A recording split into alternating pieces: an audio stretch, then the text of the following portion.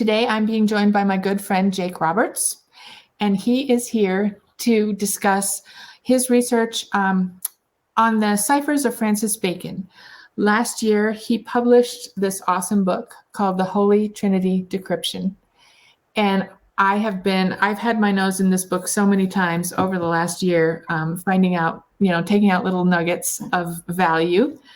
And so welcome, Jake. And if you could maybe tell everyone a little bit about yourself. Yeah, sure. First of all, Steph, thanks for having me. I really have enjoyed, ever since I did that interview with you on my podcast. I just enjoy all of your posts, all of your research. It's just the stuff you keep uncovering for me is just invaluable. I really enjoyed watching your work. So when you said that you were going to start doing this, I'm very flattered and honored and humbled that you thought of me as being one of your guests. So thank you very much for having me. Absolutely. Thank you. So as you said, Stephanie, my name's Jake Roberts. Back about 3 or 4 years ago, I ended up being sucked into the world of Oak Island research. Oak Island, Nova Scotia, for those of you who are unaware, there's a tiny island in the North Atlantic where people think a buried treasure exists. And one of my good friends was on the show as a theorist. And that was Chris Dona? Yes, Chris Dona. He's archaeoastronomer and a good friend of mine, coworker. And basically, he knew that when I saw him on the show, I reached out to him and I said, "Hey, listen, here's what I always thought was going on there. I was just the symbolism of what happens on the island, and everyone else has also made the connection that I made." And we talked about it. And he said, "Well, you should really write that up and submit it to the producers." And I had no idea that was even a thing. But he says, "Well, my friends and I right now are actually looking at the plaque that's on the Shakespeare funerary monument in Holy Trinity Church in Stratford-upon-Avon. And if you're not aware of that, there's a big monument to William Shakespeare there that was put up after his death. And on it is this mysterious plaque that appears there on the cover of my book." I looked at it and, my friend Chris Morford, he had done some steganographic work where he found what's called now the Morford triangle, where there's a perfect 3-4-5 triangle on there that spells out the name Bacon. Peter Amundsen, of course, was famous for discovering the Bacon pentagram, where there's a 6-pointed or a 5-pointed star that spells out Bacon. So I thought those approaches were really neat, but they're pretty limited in terms of the results they can produce. And so when I looked at it, I saw the features of it appeared to me to be what's called a transposition cipher. There were several clues on it that indicated to me that there was a very specific kind of cipher there. And what needed to be done was to rearrange all of the characters using an algorithm or what's called a key to create a table of characters in a new arrangement. And transposition ciphers are known to produce what are called acrostic anagrams. And all that means is letters that are juxtaposed next to each other that when you rearrange them will actually spell real words. And so I tried it. I figured out what the keys were just by studying it, and through painstakingly one at a time, counting that number of characters and then rearranging them into an arrangement in a table, several messages appeared. And so I discovered a cipher and discovered that it was actually encoded by Sir Francis Bacon. Hence the title of the book, The Holy Trinity Decryption, the hidden autobiography of Sir Francis Bacon. Yeah. And I love the keys that you found, because Bacon kind of lured me in through a trail of breadcrumbs into the harmonic series. And your keys are prominent harmonics. You've got 8 and 32, which are octaves of C. And then your 5 key, that would be an E note in the harmonic series. But the 5 key, or the E note in the harmonic series, acts as a temperament on the key of C. So, and I would never have known any of this if it wasn't for Bacon. He is the one who kind of revealed that to me.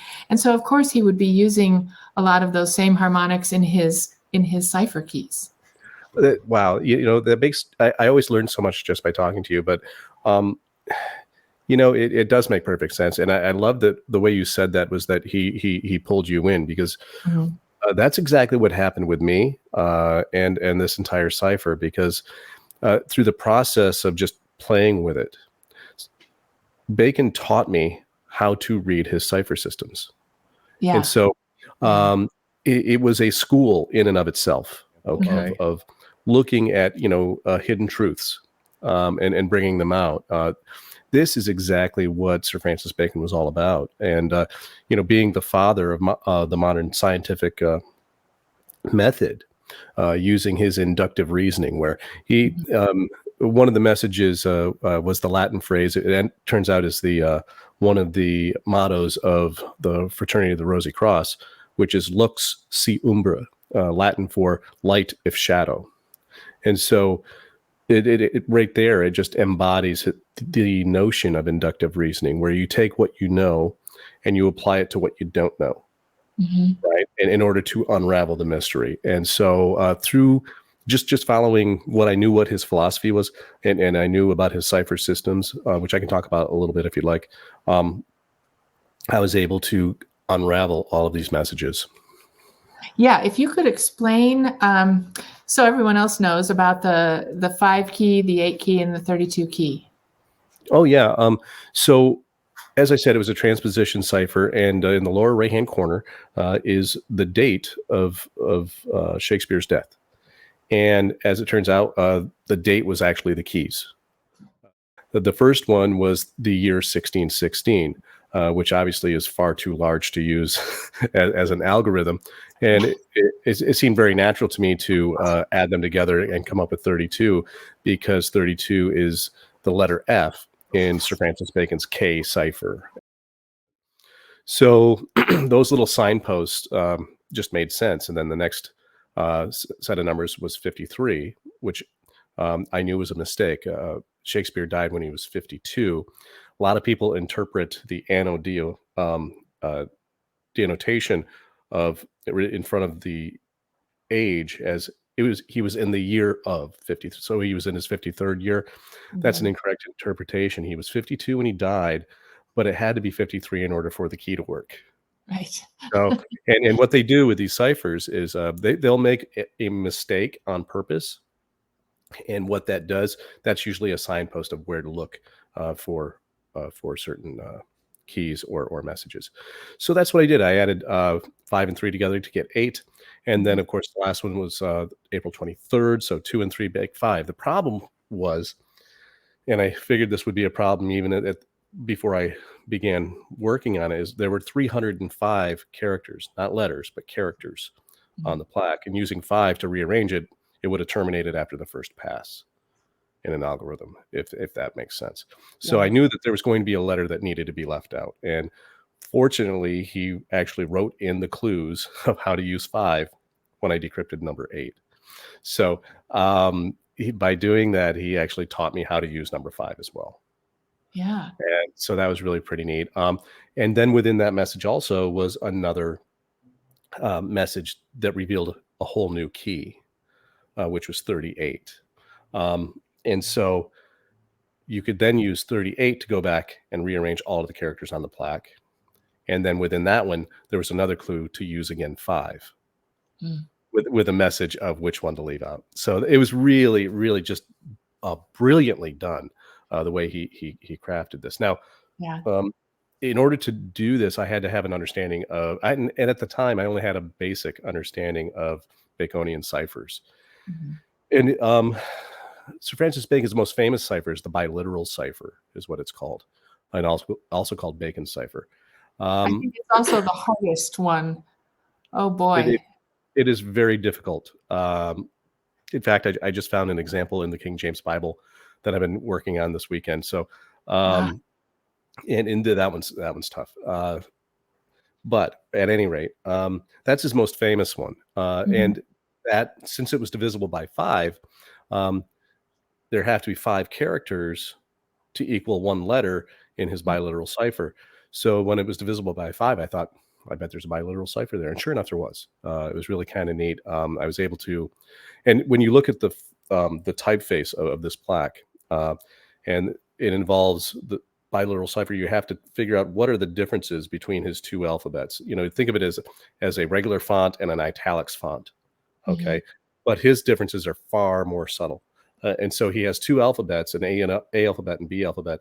And when you have a different combinations of A's and B's, it produces a letter. And so I was able to parse out what the difference was, and it was far easier than anyone could have imagined, the differences that he used. So that was kind of neat. Um, and in that message, he actually says that the keys um, of the Rosy Cross are explained by Walter Raleigh, actually. There's a whole message there that's going to be in my next book, The Ghosts of Bacon. But getting back to the cipher systems, there are three main ones that he primarily used, which was simple cipher, reverse cipher, and K cipher. All they do is they assign numbers to each letter of the alphabet, the 24 letters of the Elizabethan alphabet, which did not have the letter J or U. Right. So the simple cipher is just like the name implies. You start with the number 1 for letter A, and you go all the way to 24 for Z, and assign each letter a number. Reverse is the same thing. It's the same exact idea, only reversed. A is 24, Z is 1, and so on. K cipher is interesting in that it starts with the letter K at 10, and it goes to Z at 24, just like simple cipher. But he included 2 null characters, an ampersand and the letters et. Mm. As 25 and 26. It then starts over again at letter A as 27 and goes to the letter I at 35. Okay. So the word "et," is that French for and? and so he had 2 different ways to say and I see. as his nulls. And Well, actually it's interesting kind of interesting if you look that at one the of them is frontispiece. French. Yes. And Yeah. if you look at the frontispieces of a lot of books of that time period, they use both an ampersand and an et often, on the covers, and Oh, they they do? then Okay. therefore have values in K cipher and could have a message there. It's really Wow. kind of cool. Yeah. So, but for the most part, he used them as nulls. And so those are the 3 basic ones. But then the more I got into it, I realized he and particularly, believe it or not, Walter Raleigh made heavy use of a cipher system called Elizabethan short cipher. And what this does is it assigns each of the letters of the alphabet 1 through 9. So it goes A is 1 through I is 9, and then it starts all over again. Hmm. Okay, so the letter K is 1, and it goes up to 9 again. And Mhm. so, so basically the alphabet doubles back on itself. But Mhm. they use that primarily for what are called their cipher signatures. Now, a cipher signature is when you take the letters of a name and you add them up, their values in one of these ciphers. Whatever that value is at the end is called a signature. And oftentimes that's the purpose of short cipher. For example, if you add up the letters of Francis Bacon in short cipher, the value is 55. So Mhm. 55 becomes a known cipher signature for the name Francis Bacon. Yeah. So once you understand what these main numbers are, and these are, you can see these all over the internet. Just do a quick search for cipher signatures, Francis Bacon, and there'll be a table, and most of them, and I used the same format that I saw on the internet from a lot of different sites, where you'll see the values for the name Shakespeare, William Shakespeare. You'll see the Mhm. values for Francis and Bacon, and then Francis Bacon. You'll see the values for Fra, Rosy Cross, Mhm. and frater. And I added one to that with an S, fraters, Mm. because the brotherhood, they would refer to them as plural, as the brothers. Yeah. Fraters, Latin for brother. And so those values worked. As I started really looking at all of the cipher uh, messages, what I found out was that um, encoded within that whole cipher system was what I call the checking system, where after you pull out all of the words of the acrostic anagrams and you've exhausted all the possibilities, and you have your message, usually there were a few letters left over. And so I thought, well, this doesn't make any sense. Everything else has been so precise with this. They must do something.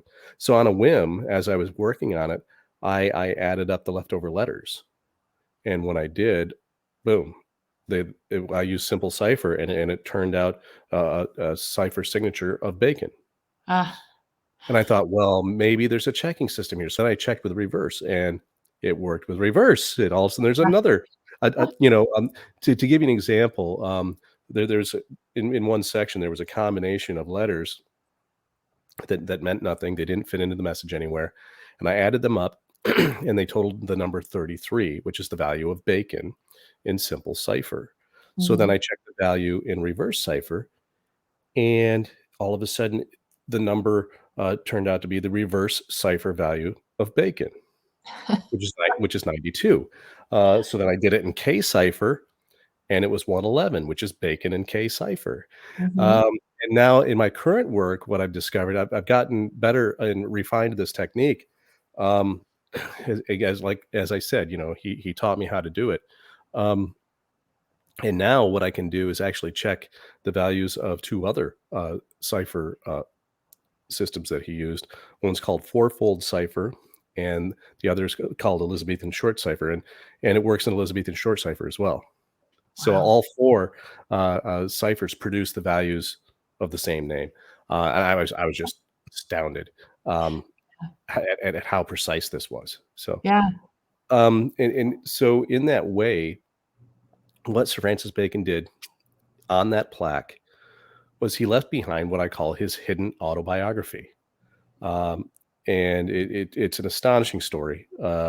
And there are parts of it that, well, just really beg credulity, honestly, the first time you read it.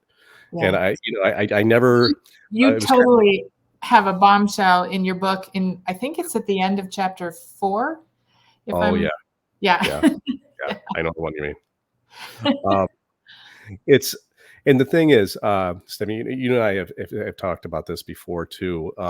And you saw the presentation I did for the Science Cafe where I talked about. I don't like to just throw these bombshells out there because then they're presented as a quote unquote bare assertion, right? Right. And that's a fallacy of logic. I love to have all my evidence all in a row, and then I put it all together, and then I find some corroboration from a different source, which I did for all of these messages in the book. Yeah. That was the most astounding part.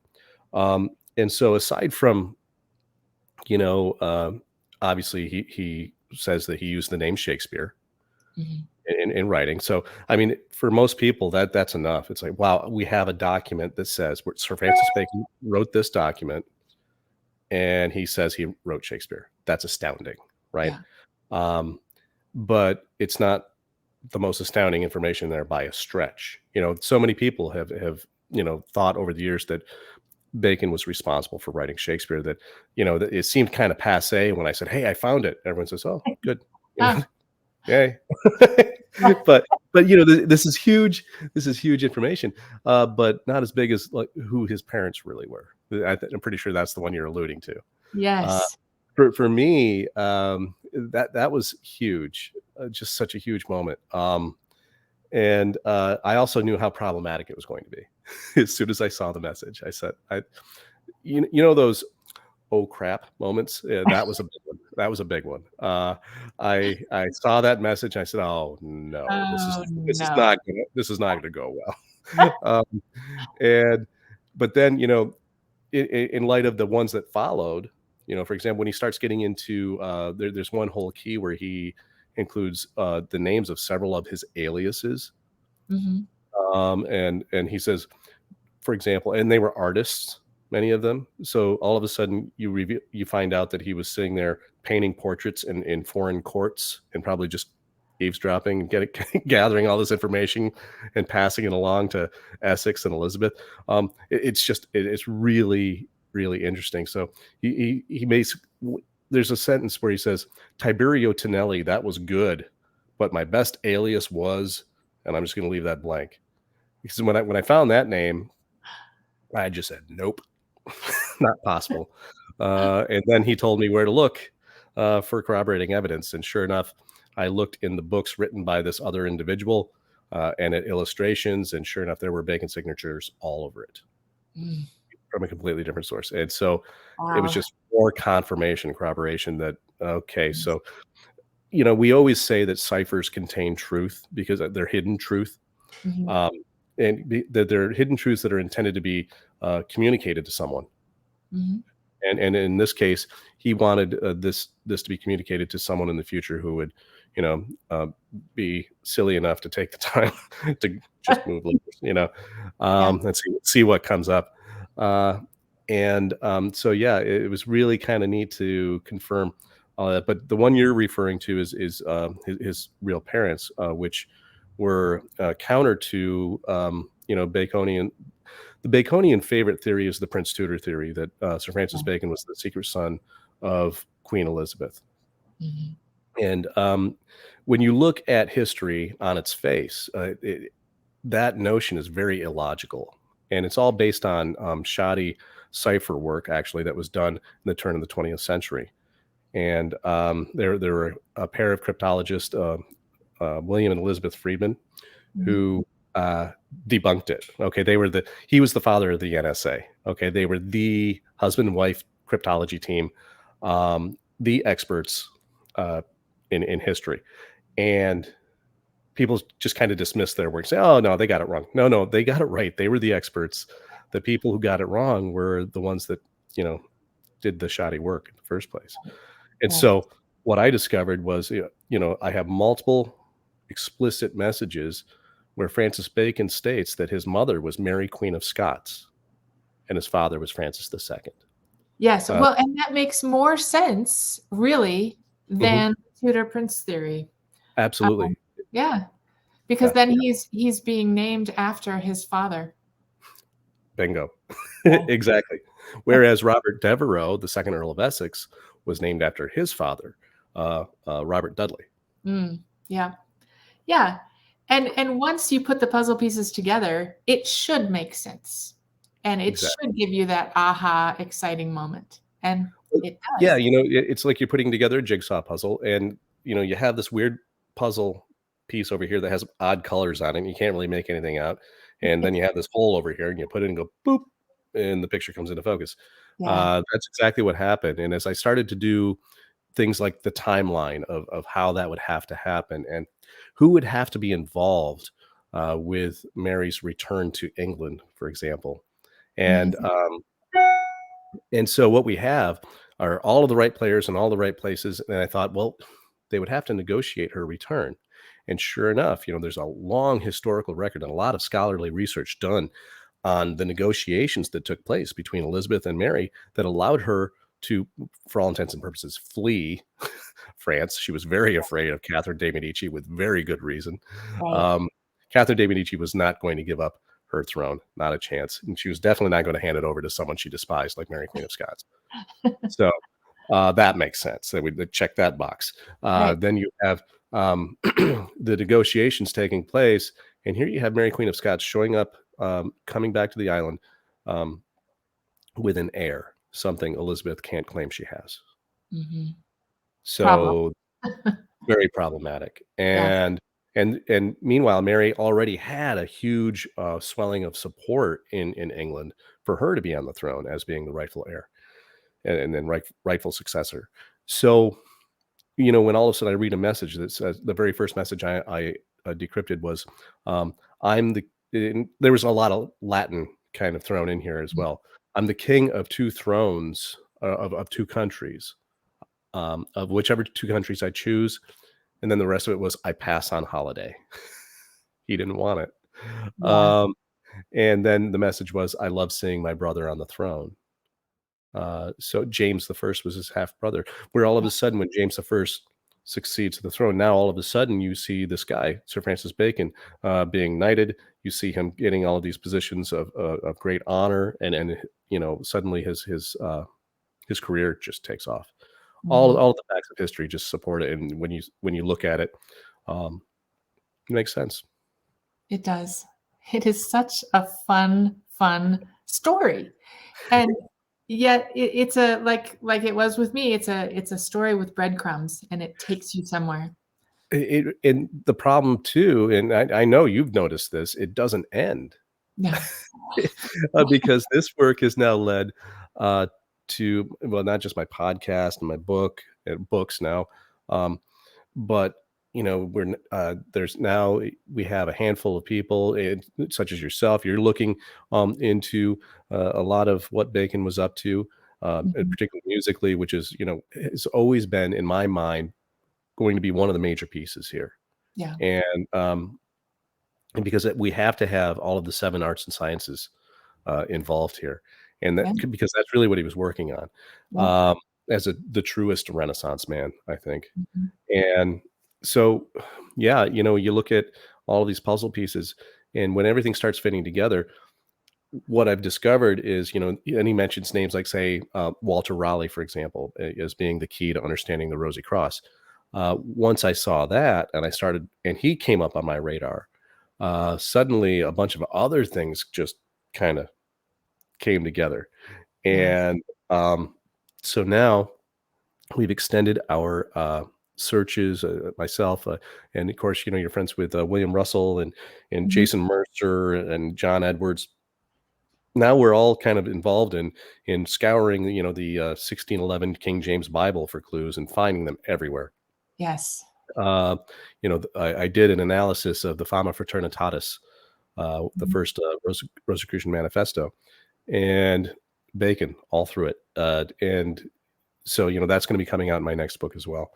So this idea of, using ciphers to decrypt all of these hidden truths and give us a clearer picture of history, it's just really exciting. And the reason why I said that the discovery was problematic, and a little bit of one of those oh crap moments. Uh, Yes. b- I know how entrenched the Prince Tudor theorists are, and when I contribute things to the Sir Francis Bacon Society, for example, no one wants to look at it. Yeah. Frankly, the very people who are in the best position to truly appreciate and understand it, many of them don't even want to look at the evidence because it disproves their favorite pet theory. Right. And it's disheartening, but I expected it. I knew as soon as I saw the message, I knew that's what was going to happen. But Yeah. I think it's important that I think that what you do in particular is very important. It's the same thing I'm always trying to do every day, especially when as a teacher. Um, I try to replace lies with truth, Mhm. and I think that's the only way the people who are in the light can kind of fight that darkness, and replace lies with truth at all times. And so I'm thinking that if as long as we just keep doing this and staying true to it, that we're going to get there and it's going to happen. Yeah. Slow and steady wins the race. We'll get Exactly. there. We will. Well, Jake, it is always a pleasure talking with you. Thank you Oh, so much for joining me today. well, And this was a pleasure. yes, I just look forward to the next time that we get to chat. Me too. Me too. So thanks so much. And if anybody wants to know more, Stephanie held up my book there at the beginning. So uh, by all means, go pick it up. I'd love to have you do it. There's also on my website. Oh, just thought of this. On my website, I have a new tab or page. It's a resources page. So Oh, if anyone wants to learn more about ciphers, it's all there, free to use, and for your own research purposes. So the website is theghostsofbacon.com, and go to and it's got resources. the in front of Ghosts of Bacon. Yes, Okay, the ghosts of bacon, theghostsofbacon.com, and you go there and click on resources, and it's all right there. perfect. All right. Well, thank you, and we will see you again soon. Thank you, my friend. I appreciate you. Me Bye. too. Bye.